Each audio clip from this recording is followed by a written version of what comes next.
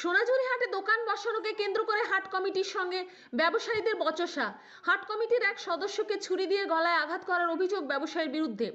পাল্টা ব্যবসায়ীকে মারধরের অভিযোগ হাট কমিটির বিরুদ্ধে। ঘটনাটি ঘটেছে বীরভূমের শান্তিনিকেতন থানার সোনাঝুরি হাটে। ঘটনাস্থলে শান্তিনিকেতন থানার পুলিশ। এই ঘটনায় দুজনকে আটক করল শান্তিনিকেতন থানার পুলিশ। হাটে ওদের একটা ওর দোকান আছে, ঠিক আছে, যে ছেলেটা এসছিল ওদের দোকানটা নাকি ওদের ও যেখানে বসে সেই লাইনটাকে চেঞ্জ করে অন্য লাইনে ওকে দোকানটা করছে। দিন দিন হাটে প্রত্যেক সপ্তাহে 10টা করে দোকান বাড়াচ্ছে, ঠিক আছে। এবার দোকান বাড়িয়ে যাচ্ছে, জায়গার তো পরিমাণ সেই একই আছে, হ্যাঁ।